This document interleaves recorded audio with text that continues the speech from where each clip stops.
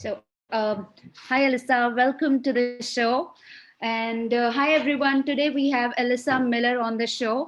And we are going to have a discussion around career in InfoSec and many more things. So, I would give it over to Alyssa to give her kind introduction. Sure. Thanks for having me, Vandana. I appreciate it. So I am Alyssa Miller.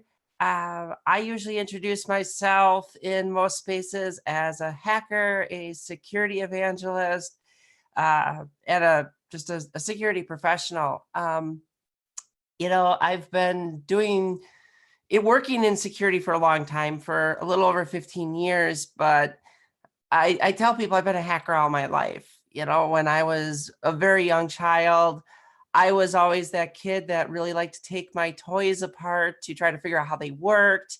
I've always really loved technology and like to, take it apart, dismantle it, figure out how it worked, make it work a little differently.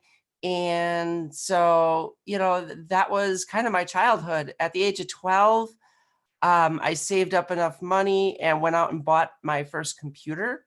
Now, my family didn't have a computer. This was, back in the late 80s, early 90s.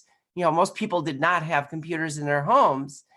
And I was just that interested in computers and really wanted to dig into it more. So I bought myself my first computer. And, the weird thing is, as much as I really like computers and I taught myself basic programming, I wrote a bunch of stuff on that computer for myself for different purposes, but I never really saw it as a career. And in fact, I went to college. I went to Marquette University initially as a pre-med major. I had every plan to be a doctor, but then I started to take things like college level chemistry, and I learned really quickly that was not what I wanted to do. And it was almost by accident that I discovered the university had a computer science degree, which was, of course, all about programming.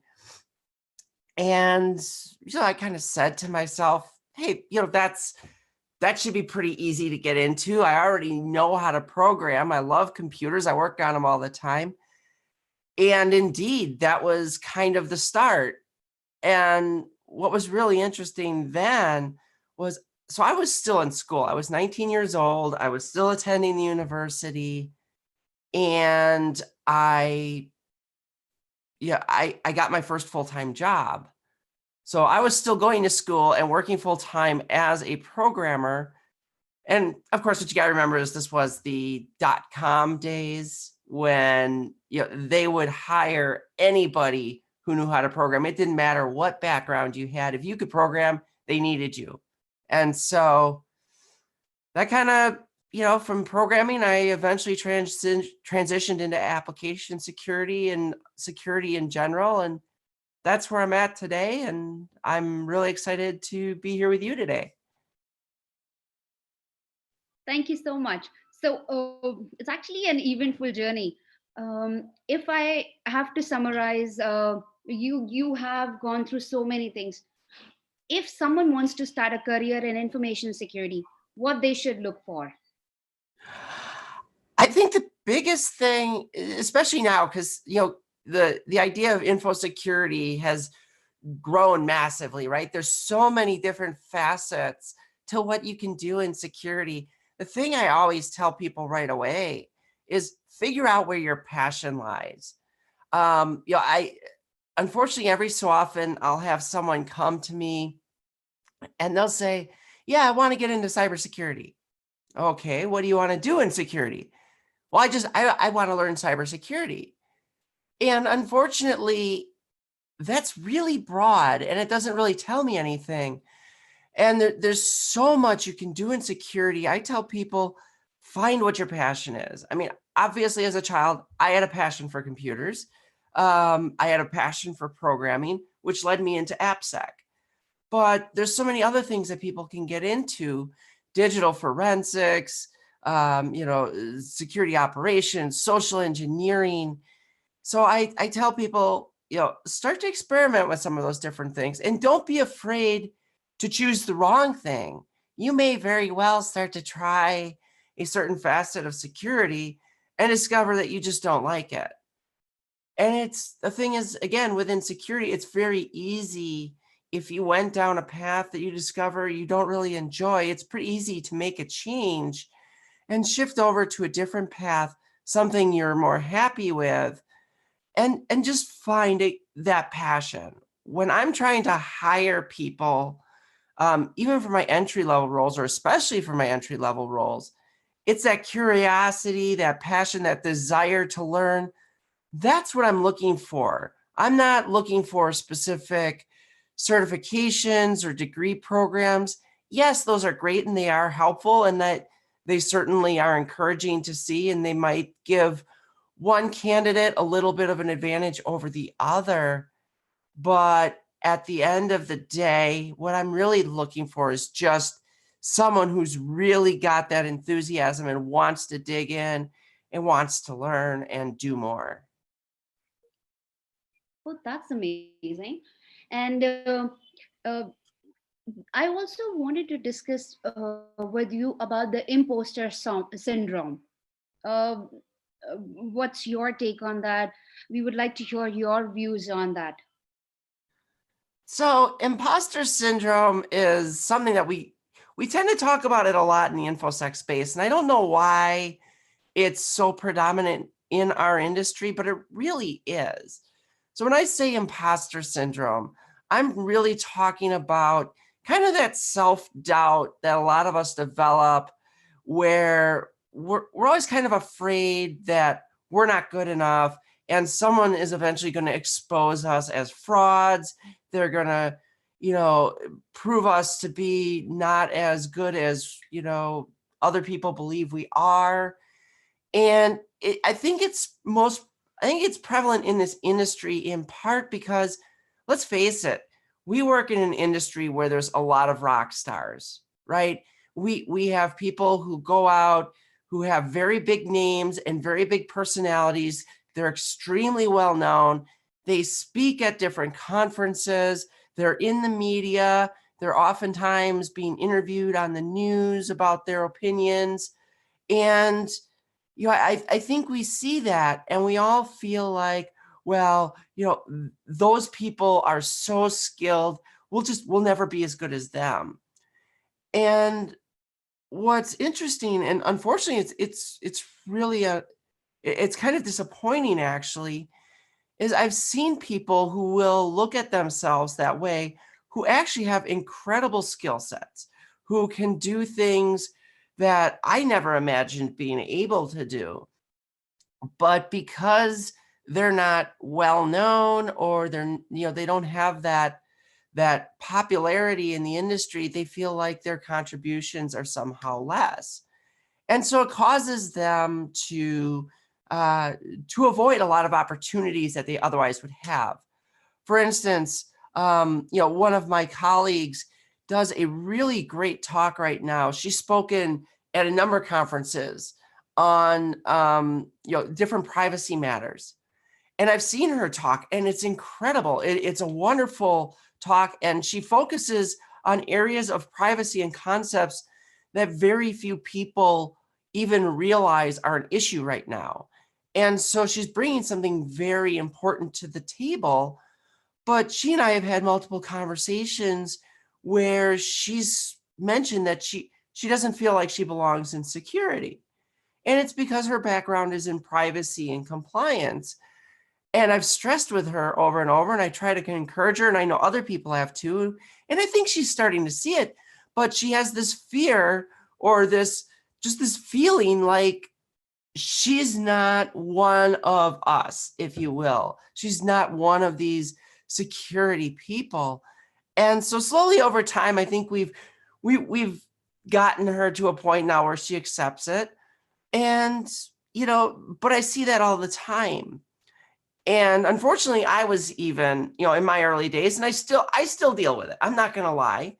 In my early days when I was very technical, into hacking, I remember going to my first conference, and I was giving a talk. It was a talk about OAuth 2 authorization. and specifically some very common implementation failures that I was seeing as a result of different tests that I had done.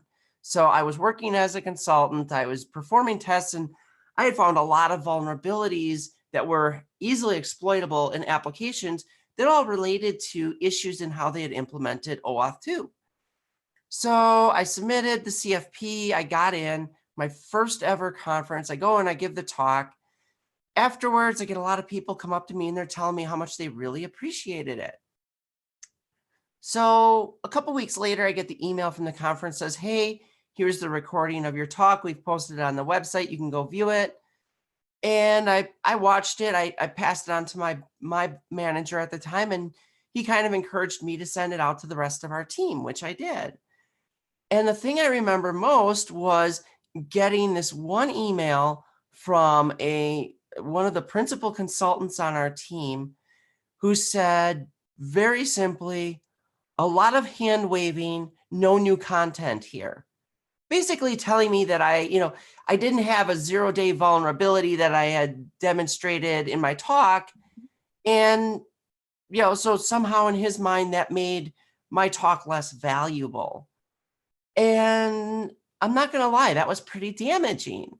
It made me feel like, I'd already this was my first talk. I wasn't sure, how good I was going to do. I was very nervous, as you would expect. And here is this person who, he had done a few talks himself. He had spoken on a team of people at Black Hat USA. And he's telling me that my talk wasn't really worth it. Now, thankfully, my manager was really good, and he reminded me about all those people who came up to me and told me how great it was. And he helped me see that, at the end of the day, if it's a topic you find useful and you find important, there are going to be other people out there who are going to find it useful and important as well. You may not be the person putting that next O-Day vulnerability out there and, presenting on some earth-shattering new concept or new exploit. But the things you have to say and the knowledge you have to share is just as important. And that's kind of my advice whenever I find somebody experiencing that imposter syndrome. It's, you don't have to be, that's just one facet of being out there and sharing knowledge in InfoSec. There are so many ways to share your knowledge. And you don't always have to be the one on the cutting edge of technology to be very valuable to this industry and to be someone that can be very well respected and someone that, more importantly, is contributing positively to everything it is that we're trying to do to make all of us more secure.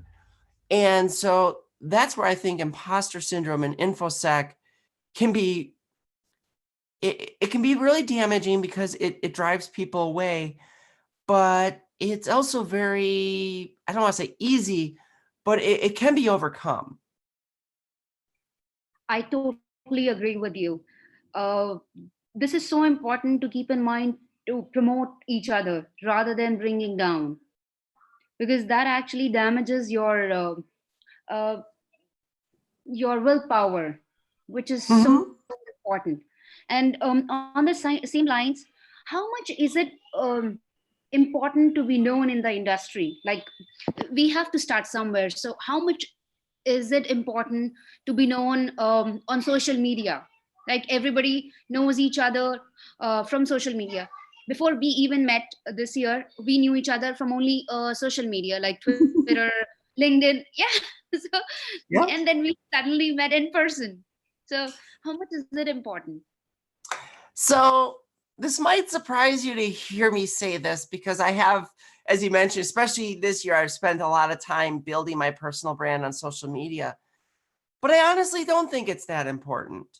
And it's not for everybody. This is funny because I was just having a conversation with a colleague the other day about this. And, she's somebody who has tens of thousands of followers on Twitter, for instance.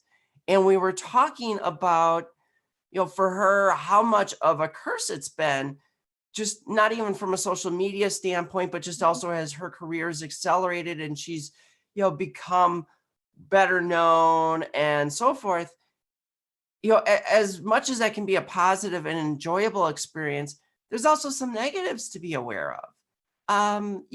As she put it, that's where you start to meet all the haters.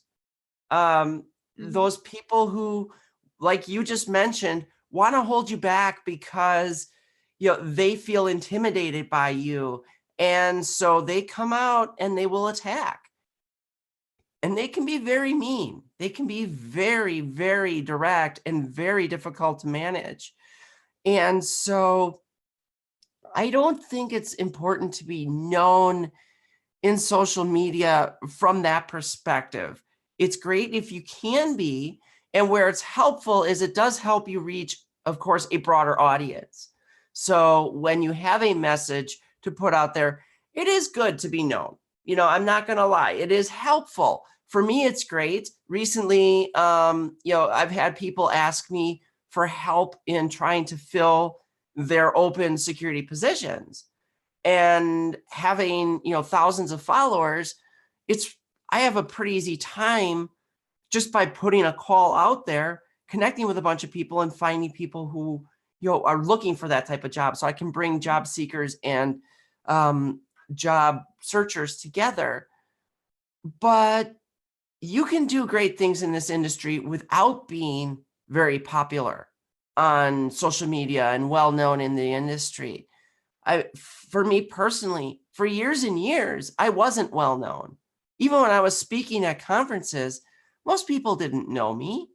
I wasn't active on social media. In fact, up until not too long ago, I only had about 65 followers on Twitter and, didn't have a lot of connections on LinkedIn. I never saw the need for it. I was very quiet. I stayed to myself. I tried to make a good impression on people. I tried to have a good influence in the industry just by doing good things.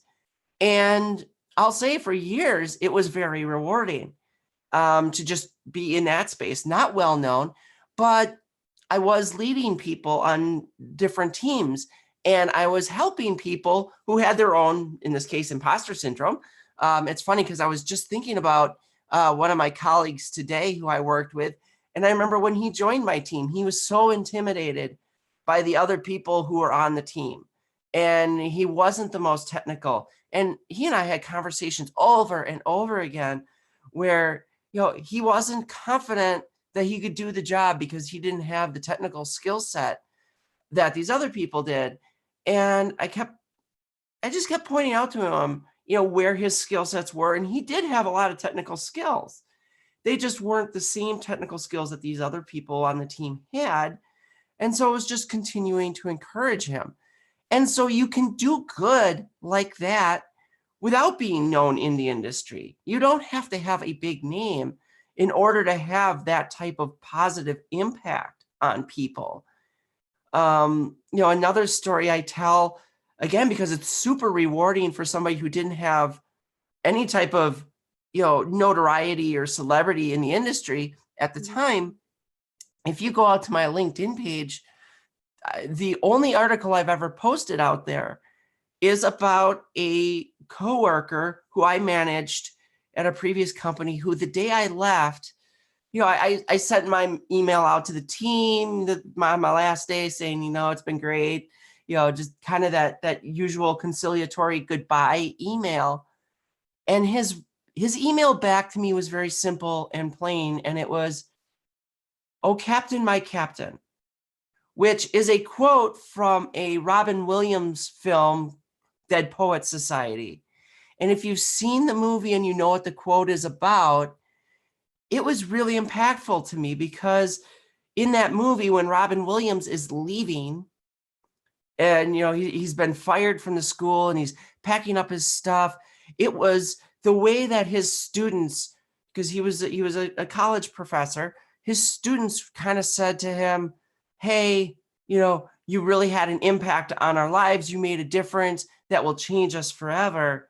And so having him send that email to me saying that same thing told me, here's a person who works in security for whom I have now impacted the rest of his life in some positive way. And if you can do that in security, you can have that positive influence on someone else. You're making a difference.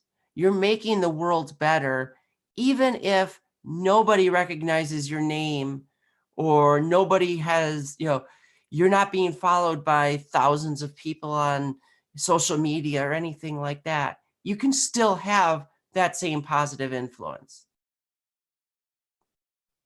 Absolutely agree with you. That's so important to know. So I have one more question. When you said celebrity, like a celebrity in infosec or any industry, especially when we say infosec because we belong to this industry, uh, why this thing comes into picture? Having more followers, more connection makes someone a celebrity, or sharing insightful things like right now you're sharing your own story, talking about what you felt, what you've gone through, how was your experience? Does that matter? Like, how do you define that this person is a celebrity in infosec? What's So your that's, yeah, that's a good question. So, I think I've always kind of shied away from putting too much value on number of followers, for instance.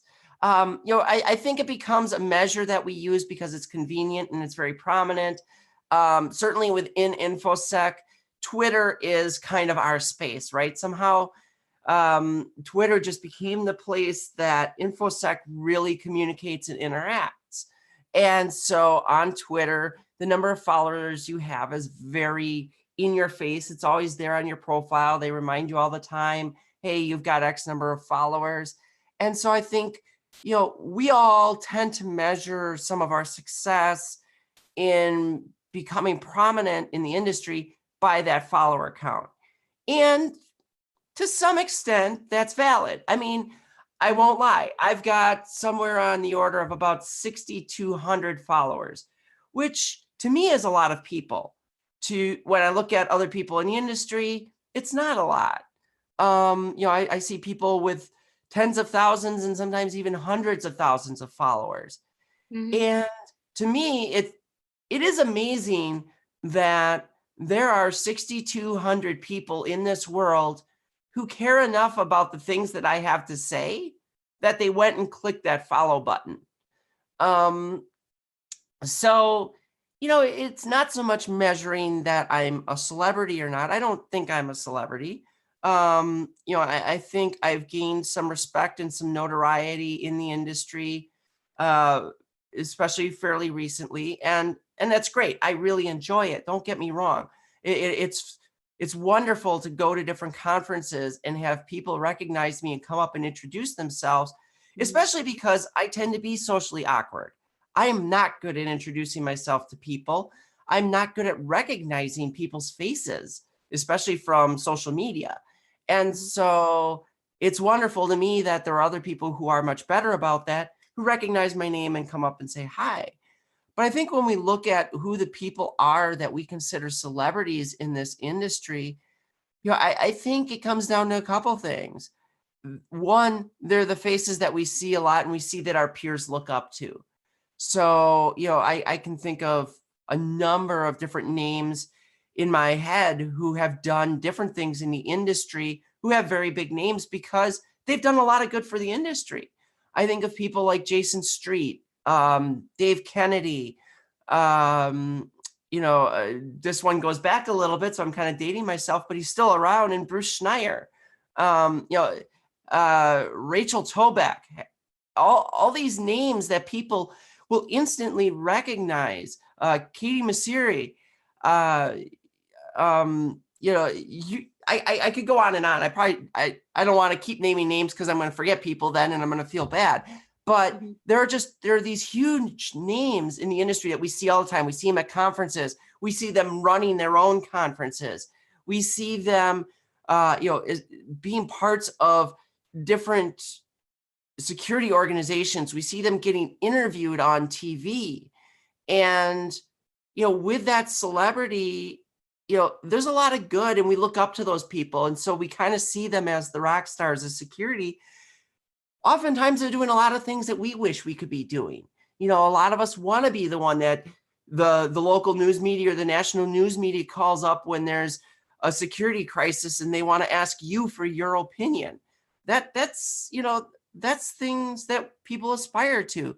We want to be the person out there giving the TED talk, or giving a keynote at a large security conference like Black Hat or DEF CON or something like that. And it is great. Don't get me wrong. I have my own goals in that realm. And I think, that's kind of, we start to measure people that way because they're the people that we look up to. But the thing you have to remember is that celebrity, again, kind of like I mentioned, with just the followers and whatnot, all of that being well known and being a rock star in industry, it comes with a price. You have the haters, you have that ability that now there's so many people watching and seeing everything you do. If you make one misstep, that can ruin your career. That can ruin your reputation forever. It could be the same type of mistake any one of us would make, but because you are so well known, it gets amplified. And I can think of a number of recent cases where that's happened. And so, as we look at that, I personally believe we have to be a little careful in security about how high we prop people up, because those people that we prop up, at the end of the day, they're still human beings. We're all human beings. We're all prone to making mistakes. We all have our own insecurities. I guarantee you, even the most confident, the most brash people out there who, brag about how wonderful they are, they have their own insecurities. In fact, a lot of times that's why they brag about how wonderful they are. But everybody that we're looking up to, they're still just human beings. And the more that we hold them up to this high standard, the more we set them up to disappoint us when they make a mistake. And that's not fair to them. That's not fair to ourselves either. And it's certainly not fair to our industry. It's something that can actually be counterproductive. So I love that they exist. I love those people. Many of them I consider friends. But, again, I don't think that kind of rock star or celebrity culture is necessarily all good for the industry. I think having, it does contribute to the imposter syndrome we talked about before as well. And so in certain ways, it can tend to hold people back a bit. Totally with you on that, because the things can go wrong if you take one step which is not right, or people think that that's not right, because once you have so many people around you, so many people following you, things could go wrong. So you have to be very cautious with your opinion which you are expressing on the social media. It can make you or break you. Yeah. um No, so that's very true. And it's a balancing act, right? I mean, what gets your message across and helps you make a difference is expressing your opinion. But at the same time, yeah, if you're not careful about how you express it, or you express it in a way that isn't, the way you meant it, yeah, it can be very damaging very quickly. mhm. Right. So, what's your suggestion to the people who are actually joining the industry, who are like freshers or who are moving from other industries to InfoSec? So, probably the best advice I can give is find yourself a mentor. Now, I would give that advice to anyone in any industry at any level, quite honestly. I don't care how good you think you are at what you do, there is always somebody out there who can teach you something more. And so, whether you're trying to break into the industry or you're trying to accelerate your career or you're just simply trying to keep, developing and growing, it's terribly important to find that person who you can talk to, who you can, ask for advice, who you trust to share your ideas with, that will give you honest and constructive feedback without tearing you down. And I know that's easier said than done, right? So one of the things with finding a mentor that I've found is that there's a certain amount of it that just needs to be organic. And what I mean by that is you just going out and asking someone to be your mentor, sometimes that works, but that's not always the most effective approach. Honestly, a great way to find mentorship is to interact in different spaces with people.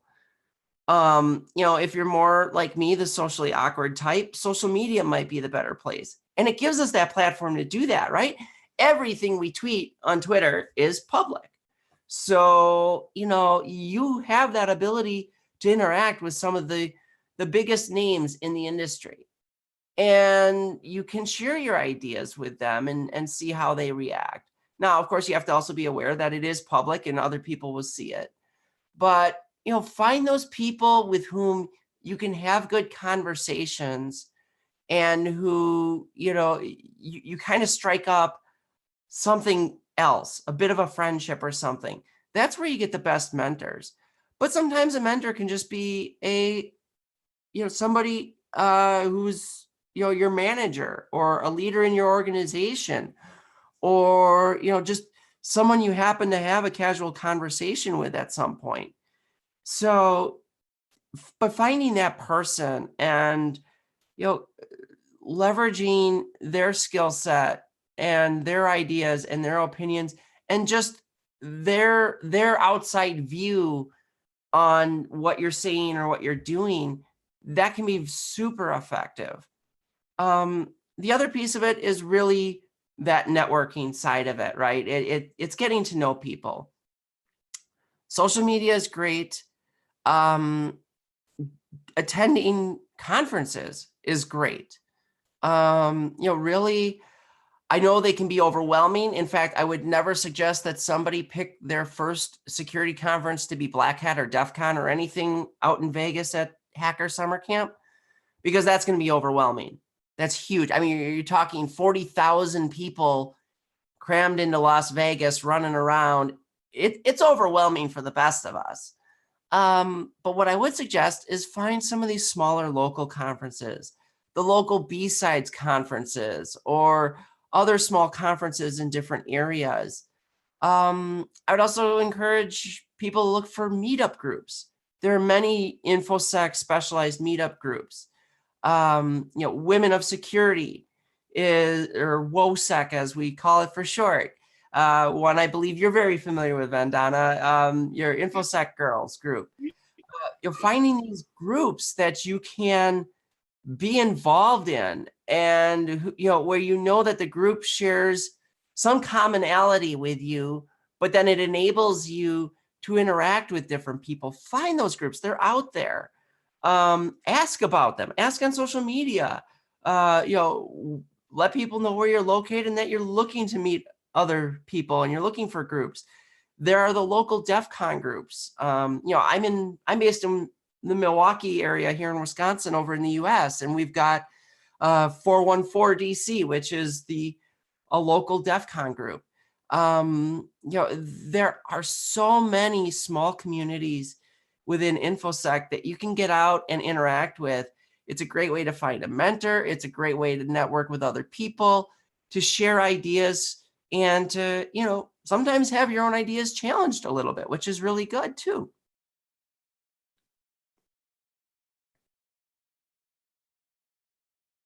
Oh, thank you so much. So, Alyssa, actually, it's so great to know that we should be part of communities, and this is very, very important, because that's where you actually find mentors.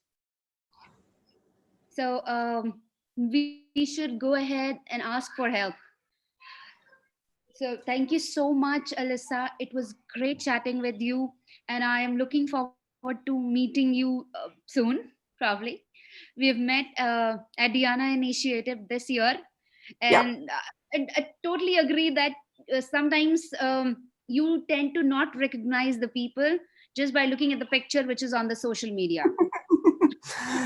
Yeah, definitely not. There are so many people I know I've walked by 3 times before I recognized who they were. And I always feel bad because I feel like they think I'm ignoring them or I don't think they're important or something. And I feel awful. It's just because I'm terrible at recognizing people. I'm probably worse than most.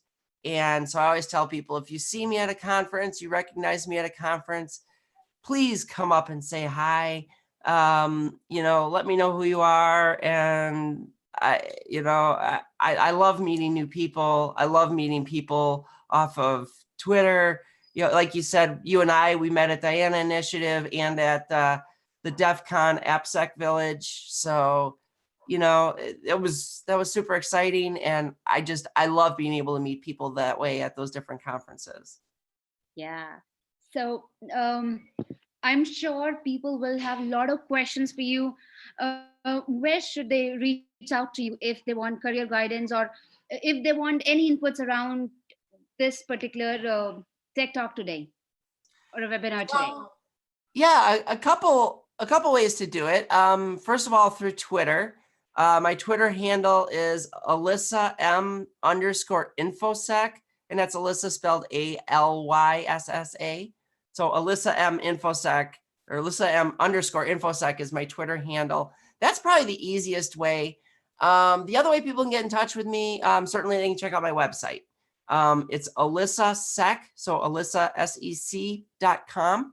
I've got my blog out there. I keep a running list of my upcoming speaking engagements, and they can see videos of my past speaking engagements, but they can also contact me through the website as well. And certainly I encourage people to reach out anytime. You can also look me up on LinkedIn if you prefer that as a method. I'm pretty active on social media. The only place I kind of stay away from professionally is Facebook. But yeah, LinkedIn, Twitter, my website, those are usually the 3 best. Great. Thank you so much for sharing the information. If you have anything to say, like the parting words for the audience, for the participants. Sure. Yeah, I'll just remind people again, you know, ask questions. Don't be afraid to ask for help. Don't be afraid to reach out to people that you don't know and introduce yourself and be friendly. There's so many people in this industry that want to do good, that want to help support you. Yeah, there are the bad apples. There are those who, because of their own insecurities, like to try to tear other people down to try to make themselves feel better.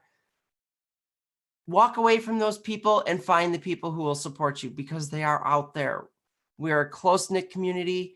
We are all trying at the end of the day to do the same thing. And that is, make this world a little better, make things a little better, a little more secure for everyone. And if those are your intentions and you're genuine in what you want to do, you'll find that you'll have a lot of success in this industry.